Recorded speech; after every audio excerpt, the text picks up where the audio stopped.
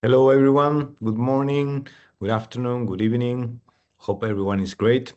We are ready to open the doors of the kitchen again for newcomers, people that are watching this for the first time. Open Kitchen is a way to get to know more about the ideas, the most celebrated ideas around Macan World Group, and especially the people behind those ideas and the people that were working on the trenches, to make these ideas happen. It's a good way to keep learning more about our talent, also learning more things about the ideas that we maybe didn't know, and keep celebrating the work, which is what we are here to do in the end. This is a special moment of the year. We are progressing in the award season. Next week is Cannes, and the peak of the award season, if you want. And I just sent a note. Probably check it when you have time. Celebrating the work before we go there is important as well, because our industry sometimes is too much about winning or losing, and sometimes winning or losing depends on so many factors that go beyond the work. So I think it's good to celebrate the work and to talk about the work, regardless of what happens in our shows, as long as we love the work and we consider the work worth to be celebrated. So having said that, we're going to talk about 4 pieces of work today, maybe 4/5, depending on how we are doing in terms of time. The first piece of work we're going to talk about is for MasterCard North America, is the case we call From Fan to Featured. It was a huge thing. I don't know if you happen to know about it when it actually took place. Probably one of the best, partnerships that MasterCard has done this year. It's a big piece of work. It got a lot of traction. It's also a beautiful idea, beautiful craft, a lot of elements here to love. We're going to bring Amanda, Daniel, and Jamie afterwards, but first we're going to check the cases, and we're going to talk about cases a little bit more later. Are super important, because this is the way we tell our stories, and we tell the stories of our ideas. So I think that learning the craft of putting together a winning case, and winning doesn't mean winning awards, winning in the sense that you want to watch it over and over again, is super important. And I think that the 5 cases we're going to see today are a good example of that. So let's start with Lady Gaga Abracadabra, From Farm to Feature for MasterCard North America. Let's watch it.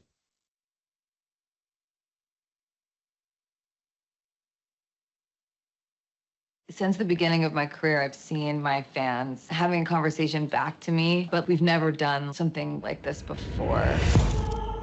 You feel so far away from opportunities like this. I feel like I'm in the biggest fever dream ever. It just feels so nice to be validated.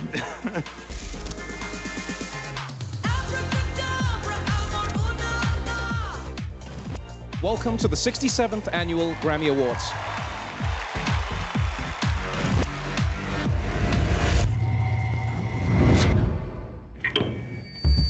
Shut the fuck up. What is going on? They just aired this Lady Gaga music video out of nowhere. We're watching the Grammys. Oh my God. It's Gaga and Paris, and we are so excited about your reactions to the Abracadabra music video. We wanted to give you a chance to be a part of it. This video, in a lot of ways, is about fighting for your spot. Dance or die. This is Gaga. This is peak Gaga. This is the best trend on TikTok right now. MasterCard, Lady Gaga, please let me have a chance. MasterCard, hey, I would love to be there.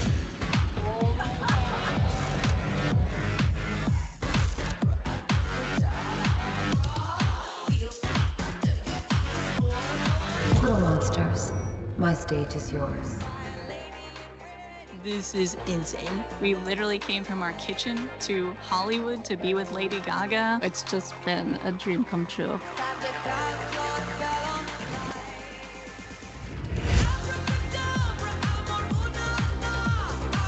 When MasterCard called, I was super excited to recreate the video that we all made for Abracadabra. I never, ever thought I'd ever be in a Lady Gaga music video. It was just something that doesn't happen to people like me, right?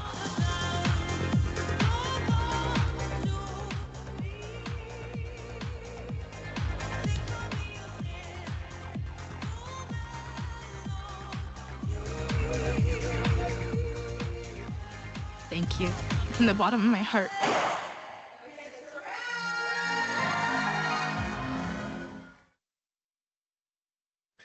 We're gonna welcome Amanda, Dan, Jamie. This is peak Gaga. This is peak XBC McCann, right? It's amazing work. I just want to mention also that at the beginning of the process, this was a collaborative effort. We had also some teams from other parts of the world. Manuel and Enrique from Madrid were part of the process as well. Amazing, because it was a complex brief, right? I think that. Who wants to start? I mean, the first part is, let's start with the brief.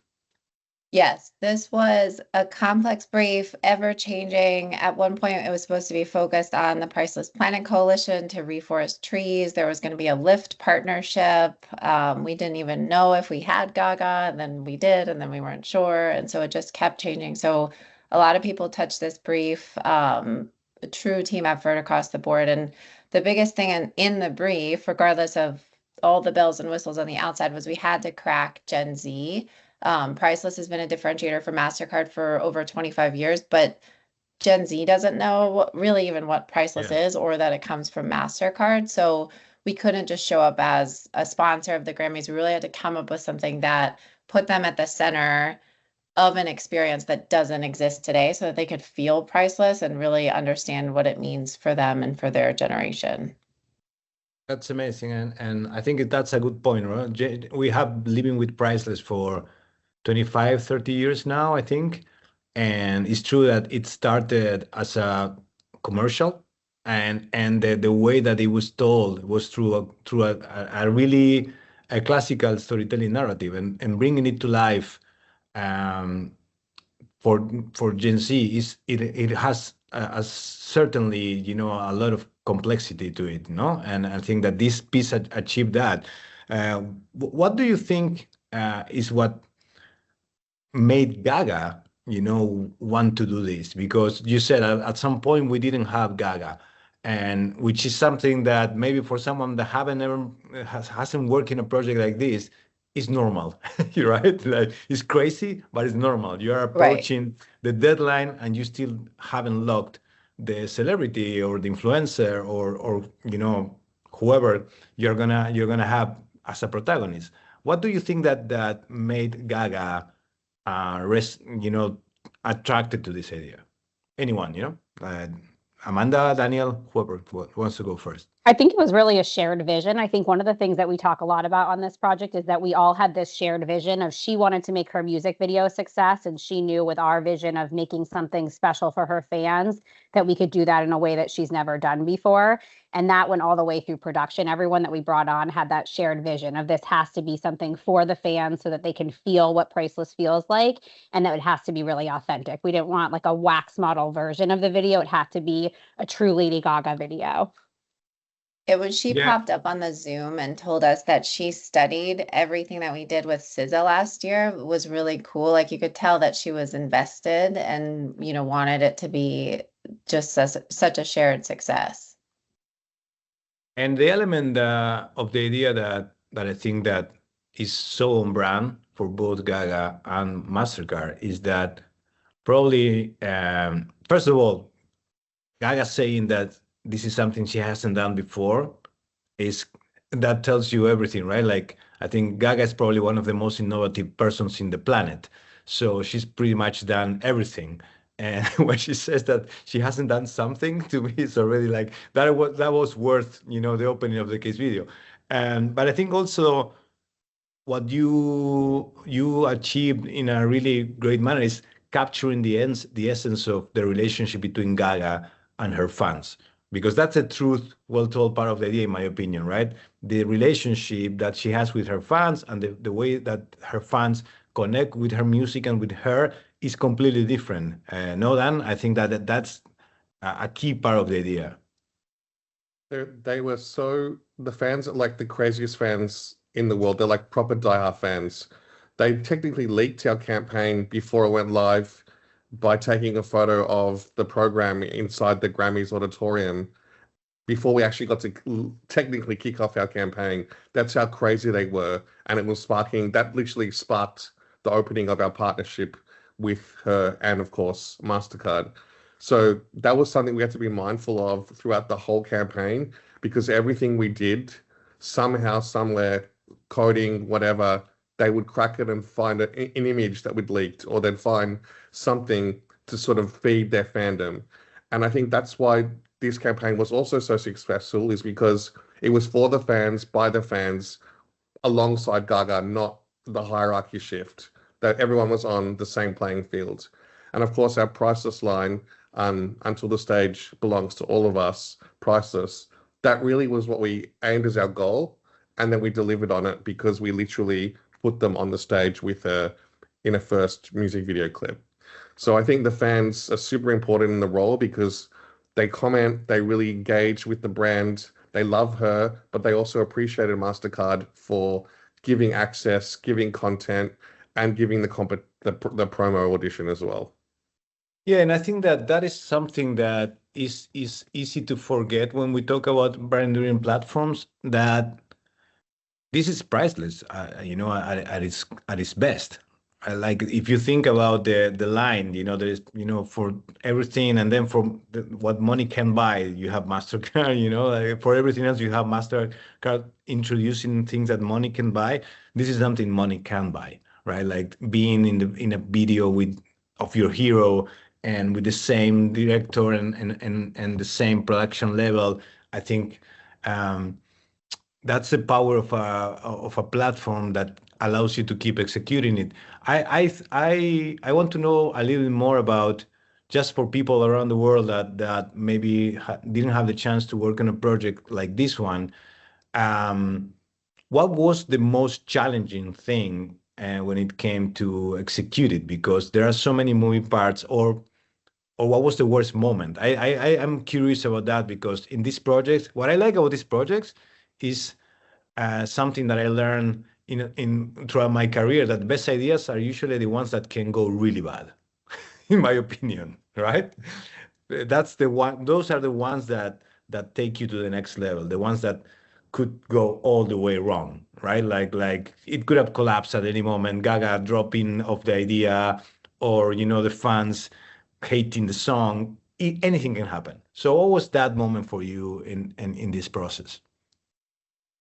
I mean, it was definitely a long process, and I think the team really moved with Gaga. We knew that she needed to do what was right for her single. This was a big moment for her first new song in a long time. We also needed to do what was right for MasterCard. So I think we really worked closely with Gaga's team, with our partners at RNC who were managing her, to pivot with her. So there was a point when we thought we were going to be part of her music video, and the team did tons of branding treatments of, okay, how do we integrate into the video and integrate trees into her video, and presented it to the clients. And then we found out, and understandably, she wanted to do her own music video and really be true to that.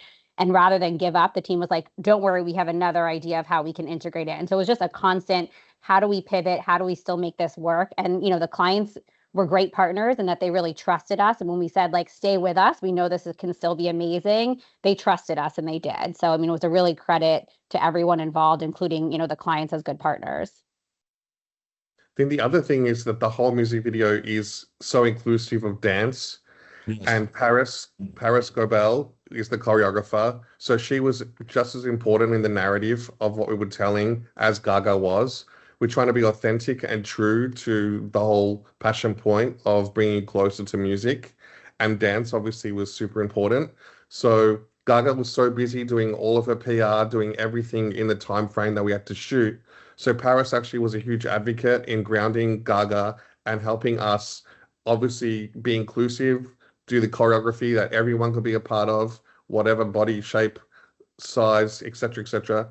And she helped keep us on track because Gaga was so inundated with everything else. So I think having her as an ally was also super important, which a lot of people probably didn't know because obviously Gaga's the world famous one. But in my own right, I think Paris is equally important and helped us to literally down 3 weeks it took to do the original video clip with professional dancers. And what we did was in 2 days with people from their kitchens, their bathrooms to the stage. So that just shows you how well she crafted with her team of choreographers the choreography so that it could be done and filmed in 2 days. Yeah, and it shows, it shows that the spirit of dancing and the importance of dancing in somewhat is kind of transmitted throughout the whole idea. I remember when we played this, a different version of this case in Puerto Rico in our global meeting. People were kind of dancing in their seats, and the energy of dancing comes across really clearly. I also love the fact that even amid all these changes, the craft remains so beautiful, and I think that is something that makes this idea stand out. It's not just about Gaga or about Mastercard, it's also about the level of craft. Well, we got to move, but again, I want to congratulate you. I'm sure that we will have some good news coming from this idea next week, and it's an amazing testament to the cohesive nature of your relationship with this client, because that's something that you cannot do without that element. So thank you so much. Congratulations again, and thank you for being here. It was really great to have you. Thanks, Javi. Thank you. Ciao. We're going to move to the next case, and it's another Mastercard case. It's called, where priceless happens. This is the name that it finally took after many different iterations. We call it Venn diagrams, for a long time, until we found a name that was slightly less boring, or if you want to call it boring, but less sounds less like a school program and more like an idea. And I think that priceless happens is exactly about what we were discussing before in terms of bringing priceless to new generations, so in a memorable way. So let's watch the case, please. Yeah, I mean, we're going to bring Luca, James, and Jeremy and Sheldon later. So, but let's watch the case now, please. Thank you.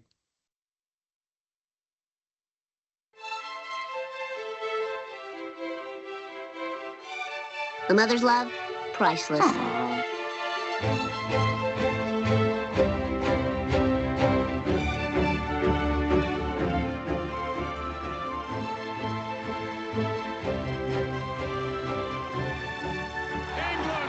To play in the European Championship final.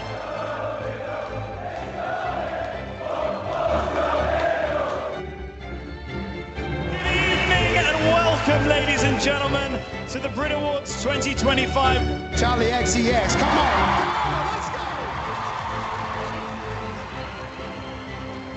Could be the biggest musical reunion of all time. Britpop sensations Oasis are on the verge of reforming.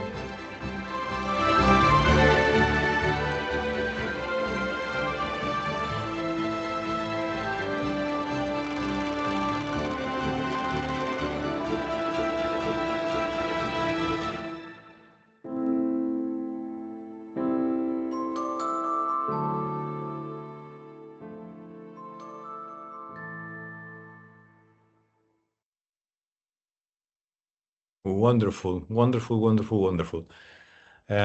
Jeremy, Sheldon, James, thank you for being here.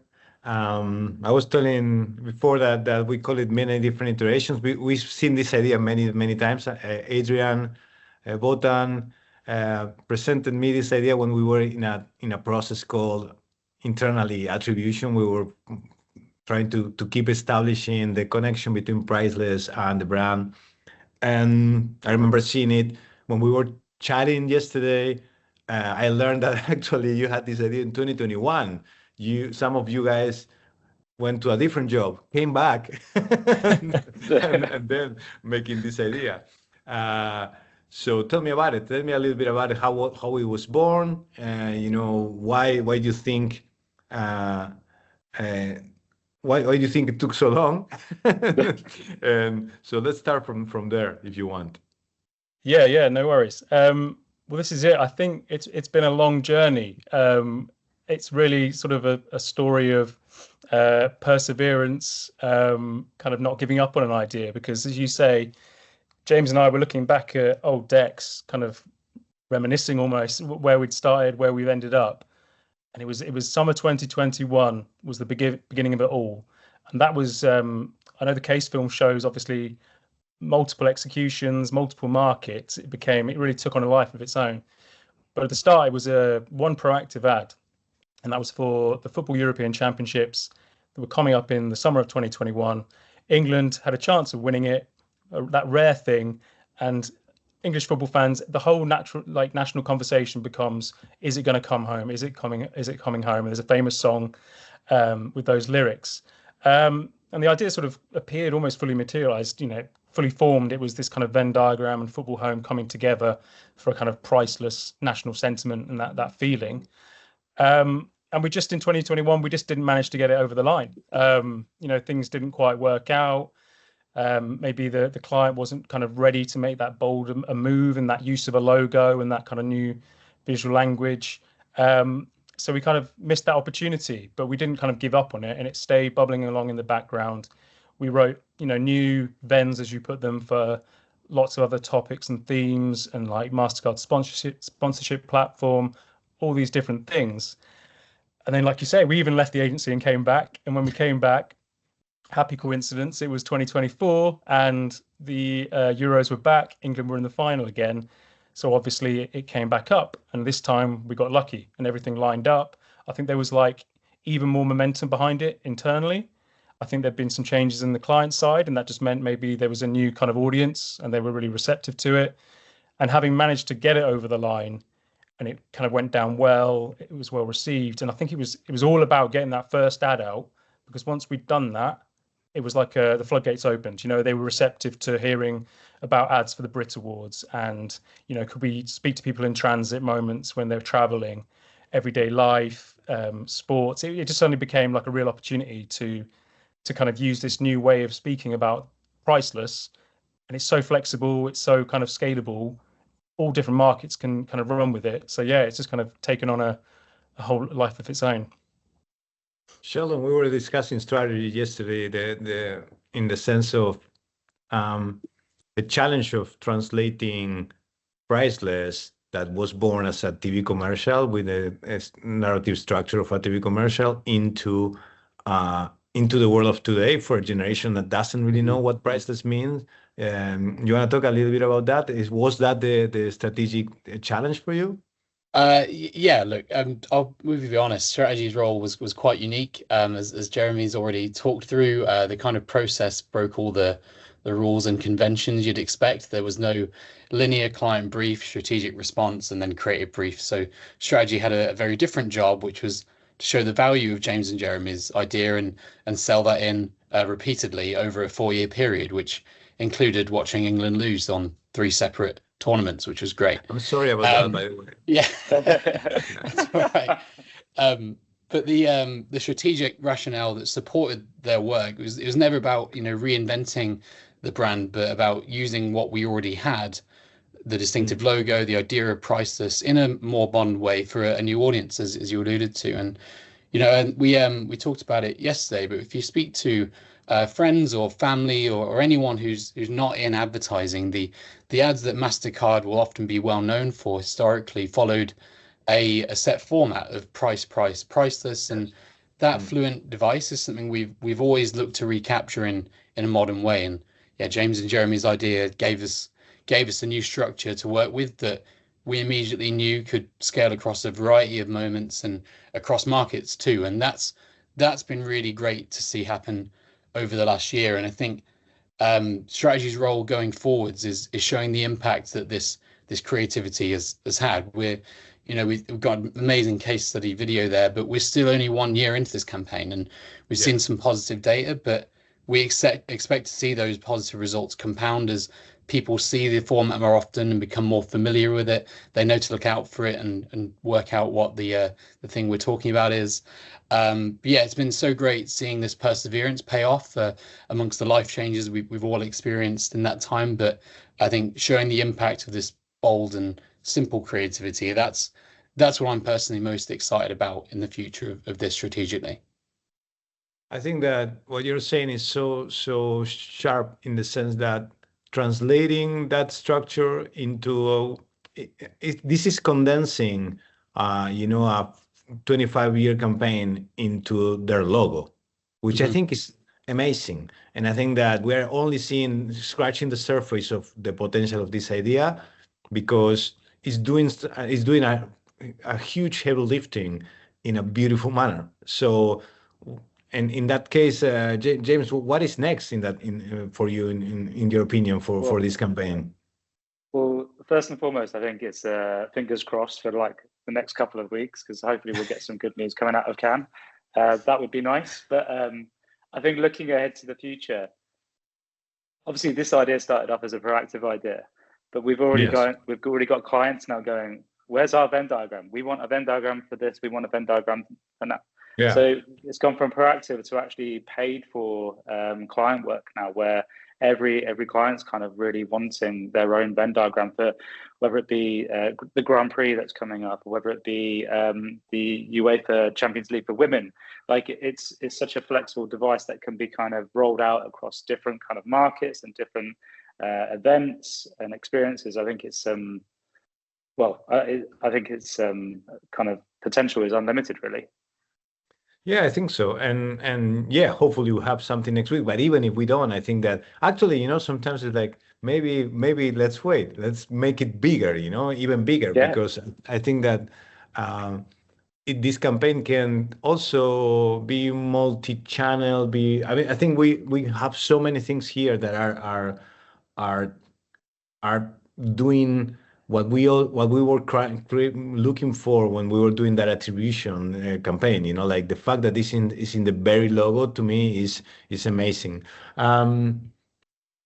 So one thing you said, and just right before we go, is like this was a proactive campaign, right? Like this is something that one thing that I always talk about when it comes to great brands and great work is that somewhat when one of your brands, one of your clients is producing amazing work, what they get out of it is not just great ideas, but they also get free real estate in the mind of creative people, because you become so obsessed about working for the brand that you are thinking on that brand all the time, even when you're not supposed to be working on that brand, even if you don't work at all for that brand. Would you agree with that? Yeah, definitely. I think, and then MasterCard's a great one, isn't it? Because I think they've got a timeless platform that's kind of well established and kind of undeniable, as a sort of attitude and a positioning in the world. And they're also across everything, because as a sort of connector, facilitator, they have a voice in so many areas of life that suddenly, we've seen it in this session, they've done something with Lady Gaga, which is very specific and powerful, all about music and one particular artist and her fans. And then on the flip side, we've done something which is kind of universal and speaks to a lot of different things. And I think MasterCard just gives you that opportunity, loads of different ideas. So many ways to go at it, right? But anyways, congrats to you to find, I think, one of the most brilliant ways to bring back to life the idea of priceless in a memeable way. So I think it's brilliant. Thank you for being here, and thank you, and congratulations again. Let's fingers crossed for next week, but in any case, we have to keep going and have to keep making it bigger. So thank you so much. Sure. Thank you. Thank you. Bye. All right. By the way, before we leave Mastercard behind, under embargo news, but the Gaga case we just watched first won the Grand Prix at the New York festivals last week. It's a news under embargo, but it's a big deal. So congratulations. Hopefully more to come. We're gonna move now to Latin America, to Brazil. And we're gonna watch a really beautiful case for Banco do Brasil. I suggest that we just watch the video and then we go to the slide when we bring people over, because I think the dynamic works better that way. So let's watch the video for Banco do Brasil, please.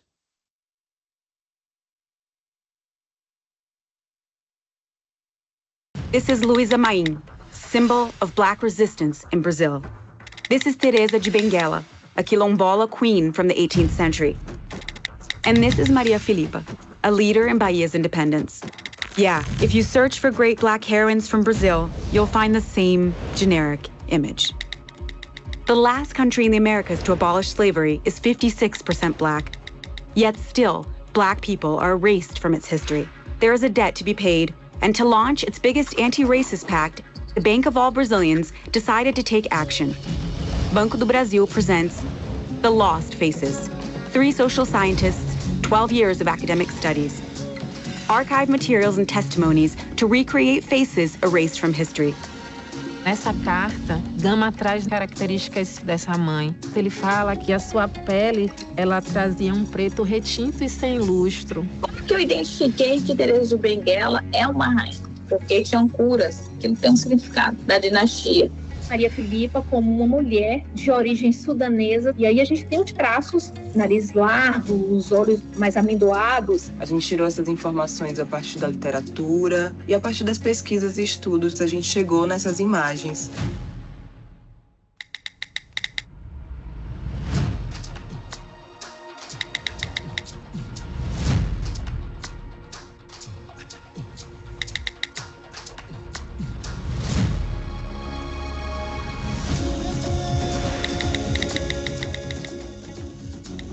More than 3 women, Black protagonism being returned to history.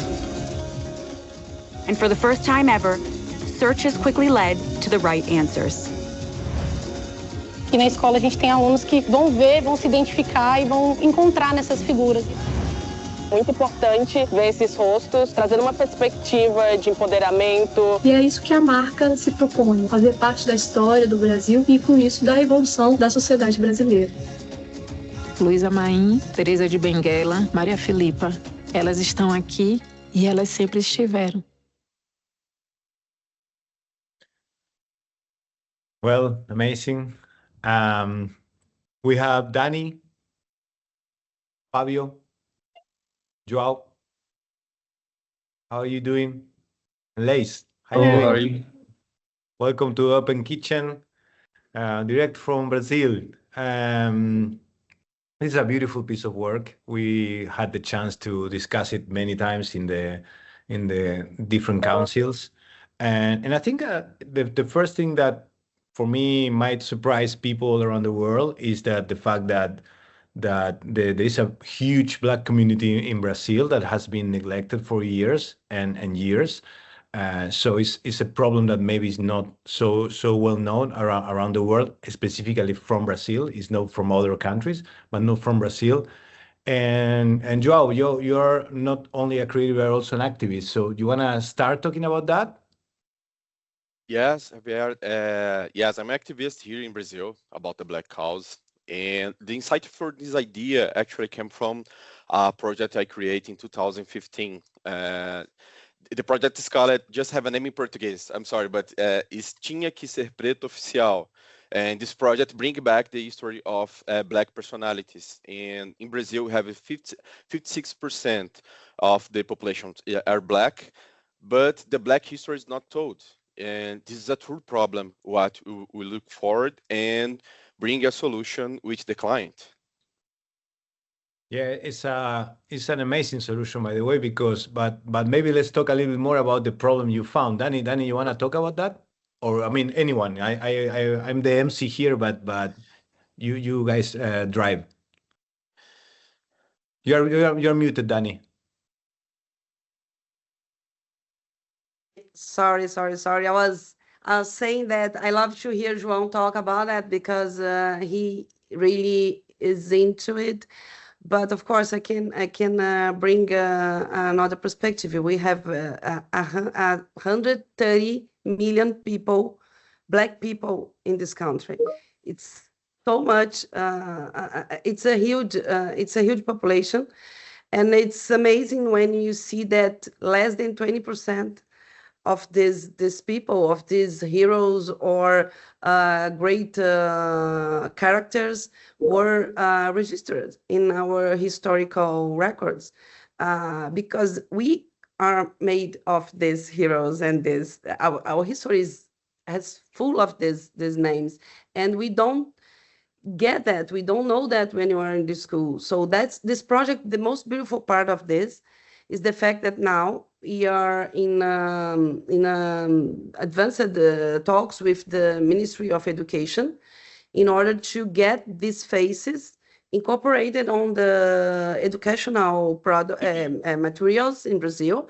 We are talking about 45 million children that will have access to the right faces of some Black heroes of our history. And it's very touching, the fact that a brand, a client of us, biggest bank, almost the biggest bank in Brazil, embraced this cause and this subject. Super important, no? That big institutions embrace this call because we also, another thing that people might not know is that us in Latin America, we went through a lot of military dictatorships. And one of the things that military dictatorships did was also trying to erase any minority representation, you know. So what I'm trying to say is that it's important that big institutions take the weight on their shoulders because there's a lot to be reversed. So who wants to talk about the idea a little bit more, specifically the insight that was found? Yes, I think I can talk about it. Oh, I'm sorry, Fabio, you can talk. Go, Liz, please. You go, Liz. Okay, because I think I can talk about the idea and then the process to get to the idea, because João discovered that those three women were being represented with the same image. So we were thinking about how could we change that. And then while we were thinking, we thought that we needed more credibility for it and we needed more historical force. So that's why we came up with the three researchers who were three Black women that have been studying those characters for a very long time. So we have, for example, Aline, who's the researcher on Luisa Maim, and she is the main researcher on Luisa. And I remember João told me once, Laís, we need that woman. She is our name for Luisa Maim. And then we could manage to bring her all the way from the US because she was living there at the time. And she has a lot of published books. So she is very important in the research field. And then we have another researcher who's Silviane Ramos. And she is also the fifth generation of Teresa de Benguela. So she could also bring this family relation, this deep emotional connection. And she brought a depth to the project. So we could combine all of those many years of studies and the testimonies they brought to us with the talent and the knowledge of Ilka, who was our film director, our visual artist, and our AI artist. So we could combine all of those amazing Black women working together to finally come up with the real or closest to the real images that we could get. It's an amazing process, right? Like, Yes. and I think when we were watching the case many times, we had an AI component that was slightly more prominent, and I think we discussing it with Danny, we decided to dial it down because it was not the most important part of the process. The most important part of the process Yes. that you guys went after, the people that knew this person and work with them in a really human way, like to try to Yes. Yes. get to who they were and what they represented. Fabio, what do you think is next for this idea? Because again, I believe that these big ideas should keep going, like they shouldn't stop there. Regardless of what they win, regardless of what they achieve, and sometimes when ideas win too much, I think that it feels like they peaked and there's no much else to do. But I think that this is actually the opposite, no? Yeah, we are actually trying to make it official in schools. As Danny said, this is, for us, it's going to be like the big win if kids in school, we've been in some schools with the booklets, and the girls, the black girls, they just get like moved by it. They say, we can see ourselves. So, and this is new for Brazil, actually. It's sad, but it's a new thing, like bringing up all these female figures, fighters, important example to little girls, especially, and also to women. Brazil is actually talking about their women much more. So bringing this to schools is going to be very, very, like a very big next step for us. But towards the project, we are thinking about making big expositions. Banco do Brasil has a big museum in Brazil called Centro Cultural Banco do Brasil. We've been it's been exposed in some of them, but we wanted to make it longer, and we also want people to index the images on Google, and we've been able because to. you were explaining that yesterday, right? It doesn't Yeah. change Yeah. by design. It has to happen organically. You cannot buy a Google result. So everyone has to tell Google, this image is not right. The right image is this one that was made based on the history of these women. So we've been able to do this on Wikipedia. Wikipedia was already, if you search Luísa Maim, Teresa de Benguela, you will find the right images right now all over the world. But on It was Google, changed because of the campaign, right? Yes. yes, it was. They turned it down very many times, but we kept sending it to them, and now they understand, okay, this is real, this is happening, and this is the image we're gonna index right now. And now on Google, we need everyone, we've been doing this in Brazil, but we need everyone just to search the image, for example, Luísa Maim, and there is a very easy, it sounds difficult, but it's easy, 8 steps where you can tell Google, this is not the right image. The right image is this one, and then you index the link to Google. And as many people as So people, we're gonna leave the link here in the chat. Yes. Yeah. So Yes. all the people in the organization can do it. Yeah. I'll do it after the call. Yeah, please, because we are trying to correct, I don't know, 500 years of misrepresentation Injustice. and underrepresentation, and we need everyone to help us on this. It has to be organic. It cannot be paid because we don't want it to be paid. We want it to be organic, and it would be great to the world, I guess. Everyone that search for these faces find the right image, and that's what we want for everyone in Brazil and all over the world. So that's why we're so proud about this work. Only possible because of this amazing team, and because for the first time in Brazil, Banco do Brasil's history, we have a woman as president, a Black woman as a president. So this is only possible because of that. We need representation. We need to be in the places we have never been before. There's a fun fact everyone. about the case, Javi. There's a fun fact about the case. The president of Banco do Brasil, which is this amazing woman who's changing the whole history of the bank and making history in Brazil. She wanted the study case for an important political meeting, like 200 people, activists, with politicians, Lula's Lula, ministers everyone. and everything. And she called us up and she said, well, send me whatever you've got. And we said, it's not ready. It's going to be ready in like 36 hours. And she said, no, send me whatever you've got. I showed them and it's going to be fine. It's just a meeting. And we sent it.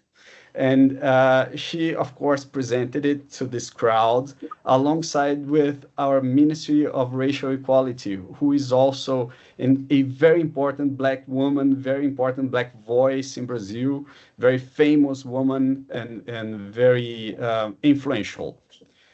And of course, the study case got a standing ovation of this crowd. And of course, it's now everywhere. They got so moved. And they posted it right away on their social media. We were like, it's not ready. It's not, just erase it. But it was too late. And everyone loved it. And of course, we posted the final one like 3 days later. And everyone loved it too. So, but it's a funny thing. We gotta move to give time to the next team. I really want to thank you for this piece of work in this moment of the world, without getting into politics. Keeping doing this type of work for big clients that want to support it is so important. So thank you so much. We're gonna finish with something we talked a lot about, in the last year, but I think it's worth to close the open kitchen with this. Elon Spec, we've talked a lot about it. We've shared this piece in many different offices around the world. We screened for the first time this documentary during Cannes, and so it's really nice to, right before Cannes, take a look again to it, but not to the full film, but to the case study, because it's obviously such a beautiful piece. And it's so challenging to tell the story of this whole idea in 2 minutes and 15 seconds, which is what a case study has to, the obligatory length of a case study to be entered in most award shows. So I think that alongside Julien, Farah, Charlotte, and then Alice, and the entire team in France, we got to a really nice place. Is being proud of a case study sounds small, but as I said at the beginning, telling the stories of our ideas is as important as having those ideas, because people need to see it, clients need to see them and get excited, and also juries, why not?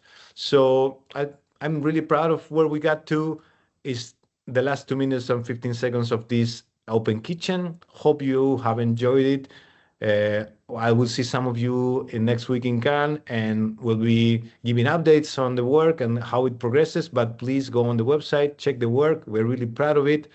And so again, good morning, good afternoon, good evening, good night. Bye. Thank you.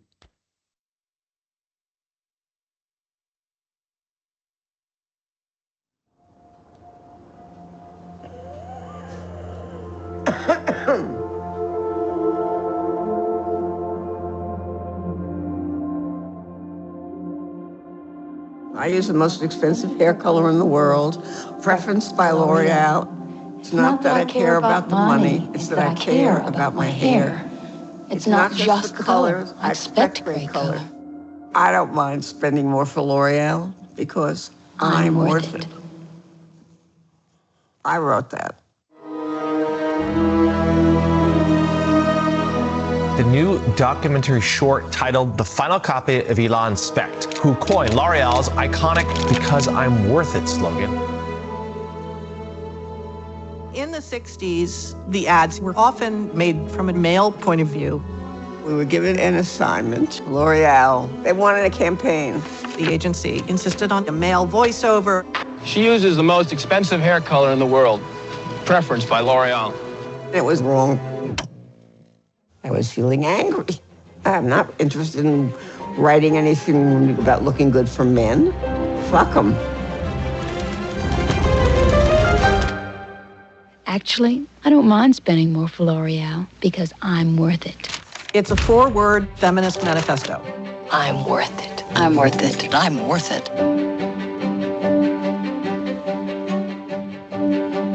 She wrote the most influential tagline in women's beauty advertising. She's such an iconic, I mean, the word is overused, but in this case applies.